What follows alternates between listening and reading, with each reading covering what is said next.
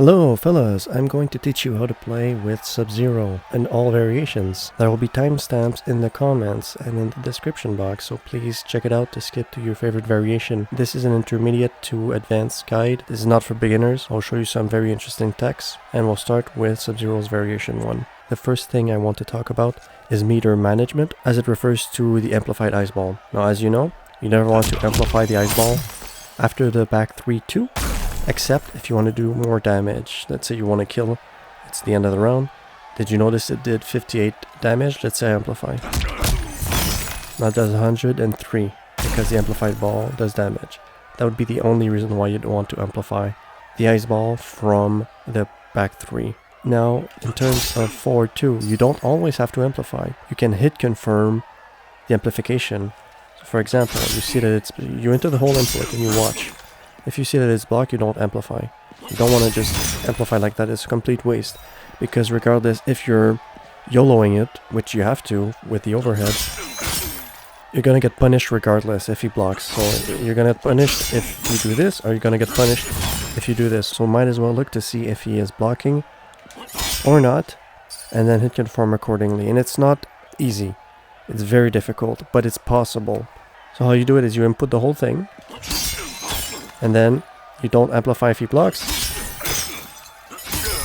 There you go, I got it. So you see, it's hit confirmable. So please do that when you go for the overhead. On the topic of meter management, did you guys know that you could actually get Sub-Zero's ice ball like this? Now, obviously it's not a real combo. The AI is not off. You can get that on meaties without amplifying it. It has to do with like just the tip of the axis touching or something like that, which changes the cancel advantage. There you go, it comboed. Did you see? 2 hits. It comboed. I didn't even amplify it. Now this takes a lot of practice. A lot of practice. If you're gonna do this, you really have to be a Sub-Zero main or practice it non-stop again until you get it consistently, because if you miss it, like you saw, I had to do it a few times before getting it. I think I did it like 5 times before getting it. You're getting full combo punished just to save 1 bar. So, know that it's an option. Know that I don't recommend it. Spend the bar. And be sure to get the combo. Now we're going to talk about jumping. Sub-Zero is the second strongest mix-up character after Terminator. One way to really make it a mix-up is by jumping on them. Jumping at jump 2. Whoops. Let's put it on all. Right, because of the cancel advantage. Cancel advantage 17. It's more than jump 1, which is 15. All jump 2s are more than jump 1s in terms of frame advantage. So, you jump, and then it's a guaranteed 50-50. I believe it's a guaranteed 50-50, and we'll test it in a second. So you can either jump into the overhead, you jump into low, or you jump into grab. And now we'll test if it's a true 50-50 or if it's interruptible. The overhead might be interruptible. Let's test it out. The overhead is not interruptible. You can't poke out of it. Not from a jump 2. Okay, it's gonna be the same for a jump back 3, I bet. Yeah, exactly. A jump, you're probably gonna be able to poke out of it. There you go, that's what I thought. Yeah, you can obviously neutral duck it because it's a high, and then just go for a poke. What are some of his strengths and weaknesses? I think, obviously, strong mix-up online, it's unfuzzy guardable in terms of the overhead and the low. Offline, you can fuzzy guard it. His movement is fine. You can get some good whiff punishes with back 1 if you back up like that. Although it's dangerous because someone can simply poke you out of this. Decent crushing blow, throw crushing blows, unbreakable damage. The problem though is that he's very unsafe, and variation 1 is the only one that can combo off of the 50-50, meaning of both options, and to be able to do that you have to take extreme risks. So, very punishable. His neutral is weak, so like I said, you can get whiff punishes with this, but because as a knowledgeable player, since this is a high, can duck and down 4. So, weak neutral, you probably want to be around just right in their faces when you play Sub-Zero, because if you're here, the mix-up is only this. You don't touch with the low, and this low here is what you want the most. You're gonna have to play with this a lot, and I will show you some techs with the low. We're gonna talk about Frosty, the back 3, this low attack, great low. 13 frames on startup. There are many things you can do because Sub-Zero has a down one that is 6 frames, which is great. So if you complete the string, you do back 3, 2, 1, it's only -5, which is unbelievable, completely unpunishable. And it's in range for your down one. Look, you can touch once. What does this mean? So -5, when you add that up with a 6 frame mid, it becomes 6, 7, 8, 9, 10, 11. 11 frames, so the down one becomes 11 frame. A lot of characters are gonna have mids that are 13 frames. So this means that if they try to do a 13 frame mid, you're gonna poke them. If they do high, you're gonna poke them. Essentially, the only way that they can beat you if you do this is for them to poke you as soon as this string is done. Which they can adapt, but before they adapt, you might be able to get away with a few of these, which is very nice. Alright, the staggered one. What is the frame? 6. -6. Look at this. -6, unpunishable again. And you're still in range to continue firing off your kicks. And of course, if they duck, right, it touches once. So what you can do is you can still do back 3, 2 into down 1. Because back 3, 2 is -6. Down 1 is 6, which becomes a 12 frame mid. Which is still faster than a normal 13 frame mid that most characters have. Of course, again, the only way to beat this is if they poke you, like now, before you get the mash on them. So if you stagger it completely, just back 3, shin shatter, it's -4, can go ahead and down 1 again. This frame becomes 10 frames, which is still faster than a regular mid. Alright, so what we have this, we have this, we have this. And of course you don't have to poke after, you can keep going with the staggers. And what's cool about this attack here is that you can backdash and make it work. The input works well because the input is back 3 anyways, right? So it works well with backdashes like that. And you're gonna get a lot of people, and that's what you see Sub doing often. He baits you like this. He wants you to poke him. So you can even bait people to poke back and punish them after poking back, even though it's their turn, on stagger for shin shatter. It depends on range, but like this he gets me, right? But if I'm here, I'm out of range. So you really have to be careful. It also depends on the down one or whatever of the opponent. There we go. But you have to be careful. Most people are not going to be this quick, right? This is a reversal. This is the fastest that someone can punish. People need to react. So because of that delay in reaction, you're going to be able to get this kind of punish, not this here. You're going to be able to get this punish much more often against a real opponent than an AI. Another thing you can do, here we go, backdash after doing down 1, backdash into back 3, 2. Yeah, because it's only -6, gives you ample time to backdash and with punish them. Now when you've been staggering, they're not sure if you're going to complete it, they're not sure if you're going to end in down 1. It's really the ending in down 1 that's a pain in the ass when you play against a Sub-Zero. That's when you can go ahead and grab. When you mix it up, they don't know if you're going to complete it, they don't know what you're going to do, right? You have 3 options.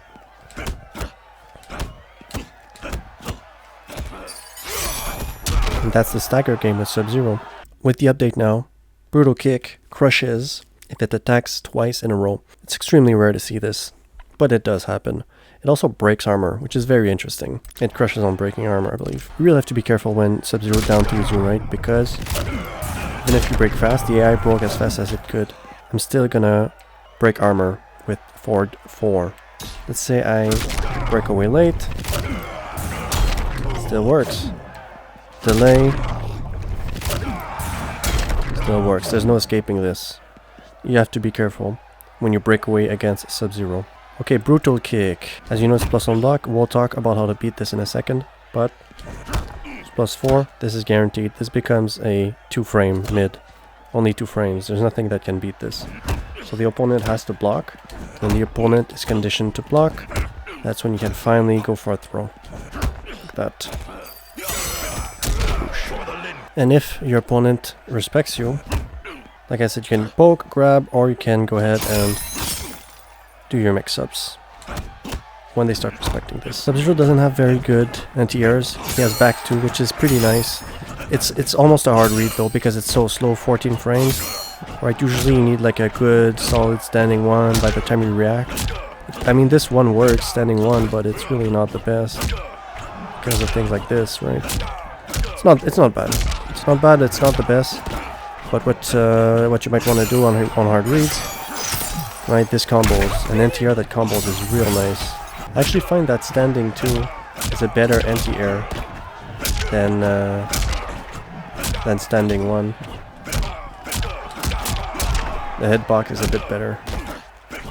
So we're gonna try to anti-air with normals. Maybe if you're just reacting, it's not a read, standing 2 is better. But if it's a hard read, back 2, you're gonna get them with a full combo, which is very nice. There we go. Unbreakable damage with Sub-Zero is pretty swell. Look at this here. Keep it like that. Unbreakable, he can't break. But what you might want to do, there we go. You end with standing 4. Why? Standing 2, sorry. Why? Hit advantage, 22 hit advantage. You're in range for the overhead, not the low. You might want to have to front dash. Compared to this, people often do this because it does a bit more damage, yes, but it's only 16 frames. I prefer to have a lot of hit advantage. So, whoops.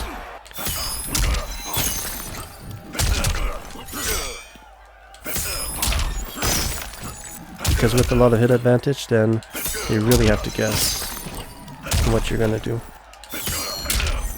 Just be careful that you don't grab them in hit stun, because as you know, grabbing them in hit stun doesn't work, like you just saw. Like for example, see what happens? So you really have to wait for them to get out of hit stun.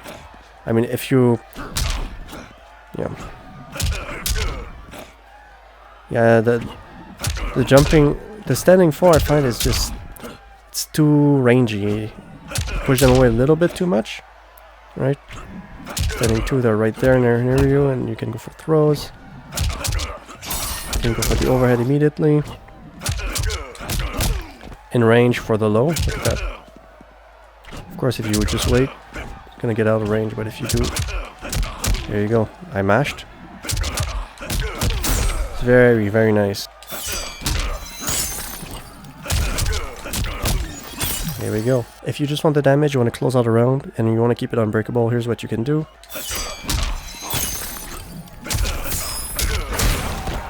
There, he broke at the end. If you want to keep it unbreakable, trying to close a round, you have Fatal Blow, here's what you can do. That's gonna hurt.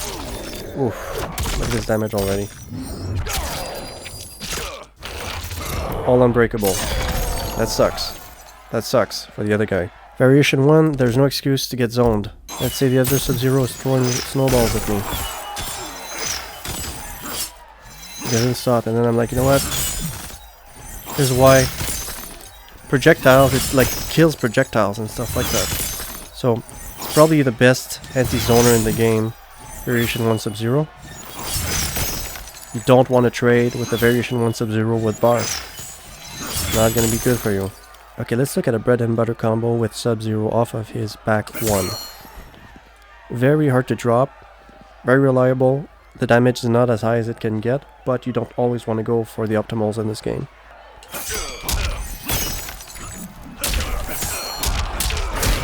There we go. Nice and easy, 240 damage. Very nice. Let's look at a cross-up. A bit more difficult, but still doable.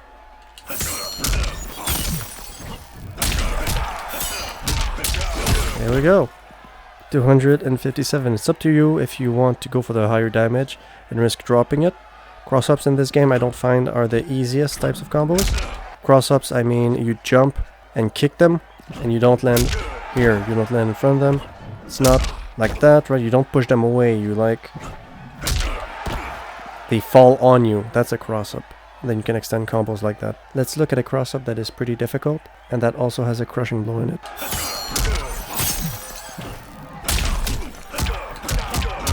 Here we go. Pretty fucking difficult, I have to admit. But if you're swaggy, go ahead, do it. Here's our bread and butter combo from the anti-air. The reason why I jump 2 instead of jump kick is because with jump kicks it's super easy to drop. Here. I think it might work with slide and other variations, but I'm not even sure if it's possible with cold shoulder. It might be, but I'd rather go for the lesser damage. It's gonna be guaranteed and easy to do that. Okay folks, here's another BNB from the back. 3, 2. Kick. There we go. Now from the forward 2. Super easy. Alright, corner combos. How to get that crushing blow. Essentially in the air you only have to do 3 of these.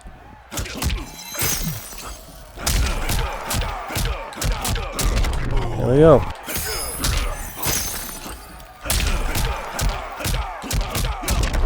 There we go.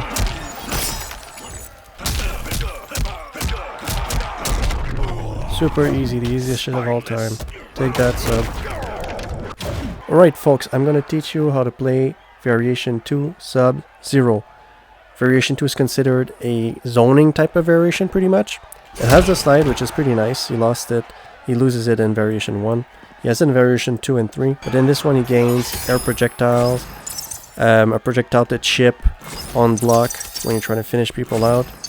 Takes a step back, so it's pretty nice. And then another one to push people back. This one is great on hit to pull them across the room pretty much.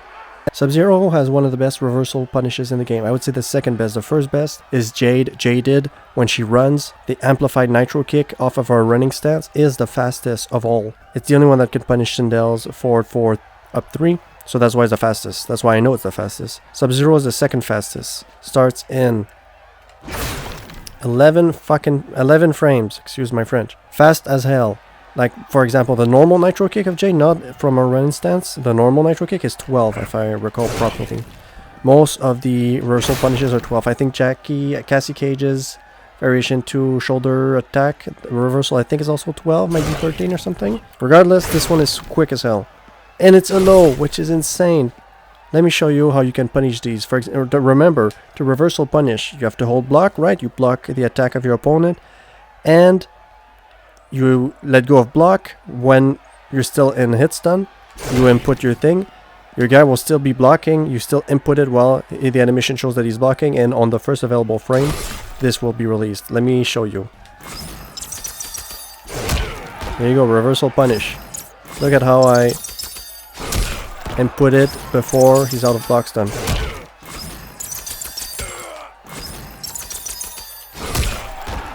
It's like half a second before he's out of block stun. Okay, good reversal punish, amazing.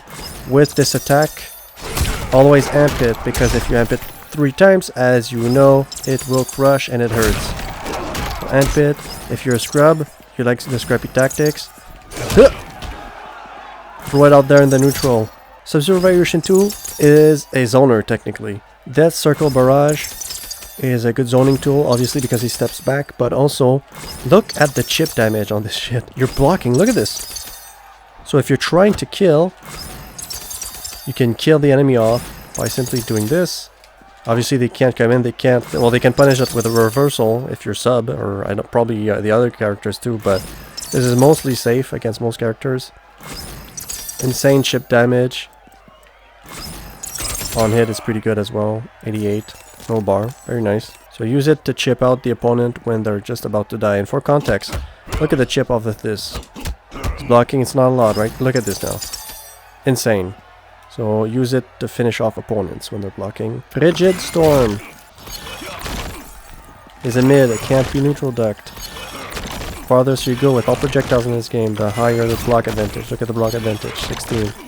And as you go closer, I bet this is going to be punishable, safe. Okay. Almost punishable, pretty much punishable. Hard to say. -8 from this distance, maybe. Maybe you might get punished with someone with a standing 7, which are most characters. Mostly good to throw someone away because of the pushback. The pushback is pretty good. Just a normal zoning tool.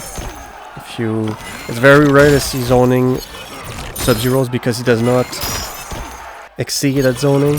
He's not the best zoner. He is the best, or one of the best mix-up character in the game.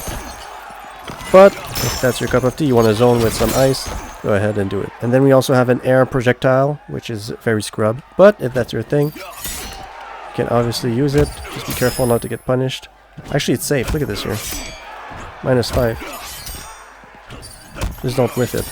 You might get punished if you whiff. But if you hit him, pretty much safe. And air projectiles are almost unpunishable. Pretty much unpunishable. A reversal is not going to punish this because look at the frames, -1. You can't reversal punish this, so you have to take it. Pretty good if you want to try to close out a round. Look at the chip. The chip is normal. It's pretty good. Now the interesting variation. Variation 3 is a trap variation. Yes, sir. And you can also make your 50-50 safe. 10 frames. You're going to get away with it against a lot of characters. Look at this here. Especially online. You don't even need to amp it. If you amp it, it's safe, -7. No reversal punish is going to be able to punish that, so completely safe. And by completely safe, I mean in regards to frames, obviously there are some ways around this. For example, as soon as he throws the creeping ice, you can jump over it. Obviously the tech, the mind game, then becomes the Sub-Zero end in the creeping ice, so he ends in a mid. You can also interrupt the amplification with a fatal blow. There's all sorts of ways around that move. I recommend you look at GSR's video called MK11 How to Beat Sub-Zero's Creeping Ice Move, again by the channel GSR. He goes in depth as to how to beat that special move. It's a nice alternative to this, which is the follow-up to the mid, to the overhead, which is unsafe. So if you want to do real mix-ups, this is the real mix-up character for you. It's mix-ups that are safe. Version 1 is a mix-up that leads to full combos in both mix-ups, so people are going to say that's the true 50-50. I'm saying this one is the safe 50-50 variation. And I like to play safe, so that's the one I usually go to if I'm going to be a scrub and play with Sub-Zero. Just kidding. One of the funnest thing with this variation is to simply set up the trap. The trap is so fun, and you can always slide if they're not blocking low after you throw the Arctic trap out there. And for the YOLOers who slide, you can still convert that into a full combo. There we go. Not bad, huh? Just keep in mind, this trap here, don't do it on block. Don't do this. Fully punishable, -11. It's not like a Joker type of trap, which if the trap hits, then it's still your turn. No. If the trap is blocked, you lose your turn. Let's look at the startup. 41 frames. Just when you see the hands, you can punish him. Here we go, we see the hands. Look. Takes a while, and then the trap disappears.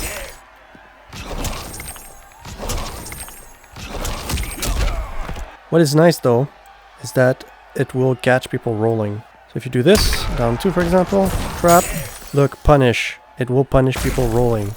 One of the best ways to set this up is after a knockdown of back 3 to 1, because Sub-Zero stays on the other guy stays on the floor for a while. You can do it obviously after each time you knock them down, but I think back 3 to 1 is a really safe option. It also works especially well if there's a delay wake up. You probably don't want to delay wake up against Sub-Zero Variation 3 because you give him time to set up his trap. So, like I said, you can get punished if you set it up like that, so on block. So if you do this, you stay here and you set it up, you're getting punished. So here's what you can do.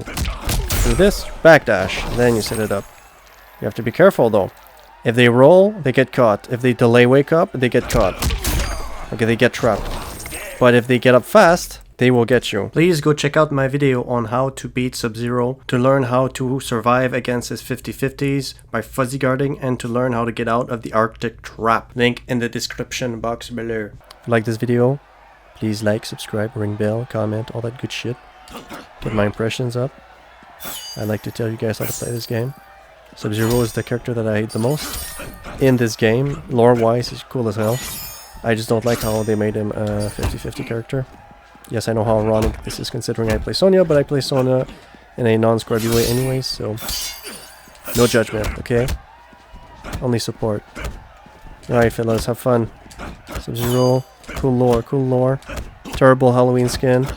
And now I'm gonna kill him. Sploosh, sploosh. Okay, bye.